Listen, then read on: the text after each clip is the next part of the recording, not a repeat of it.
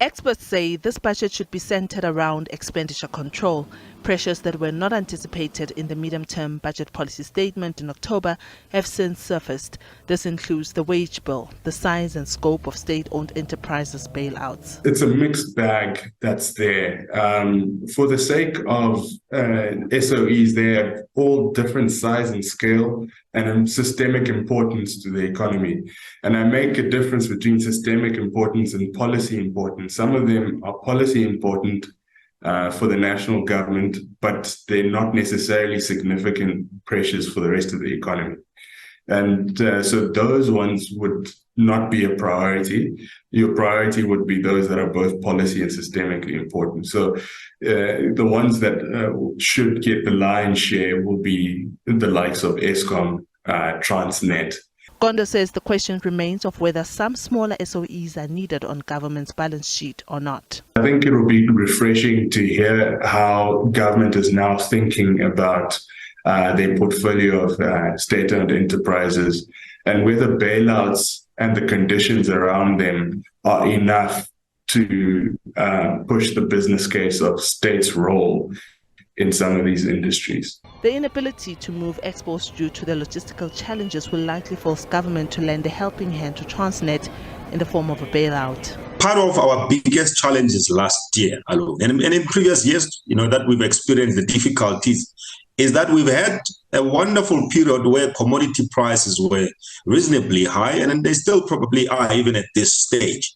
But we're not able to export enough because we've got an infrastructure, the rail infrastructure, which is a disaster, and we're not able to logistically move those goods and send them into the export markets. So we are not able, as a result, to take advantage of high commodity prices. And that has been a big challenge of our economy, that sometimes, we're operating in an environment which is conducive in terms of the commodity prices being high, but we're not able to take advantage of that particular environment. And therefore, it creates an immediate need for the government to resolve issues around Transnet, another SOE, which is in a difficult position. Because if we don't solve that, then we really can't function well. In its alternative budget, the Democratic Alliance has slammed government's plan to take over part of Eskom's debt. Given the already strained fiscus, transferring debt from SOEs to the national balance sheet remains a non-viable option. The DA will not support any offloading of Eskom's debt onto the country's sovereign balance sheet without a comprehensive plan to unbundle the entity and change its funding model. Contrary to loud calls for some state-owned enterprises to be privatized, some economists say government should rather focus on cleaning up these SOEs. Our biggest enemy and our biggest cancer has been the corruption, the embedded corruption that we've had in our SOEs. And we've, for the very longest of time, allowed the criminals to get away with it without any accountability whatsoever.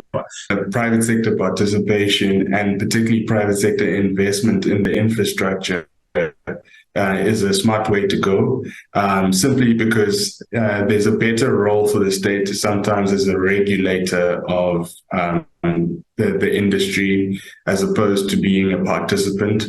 And there are other areas where clearly the state has to play a leading role. So I think it's just the clarity that's required from that portfolio. The minister is likely to give a progress report on the work of the Presidential SOE Council. In last year's budget speech, the minister said state-owned companies must develop and implement sustainable turnaround plans, and their future is under consideration by the State-Owned Enterprises Council. This council will assess the value they create and whether they can be run as sustainable entities without bailouts from the fiscus. Diabo Seto, SABC News, Johannesburg.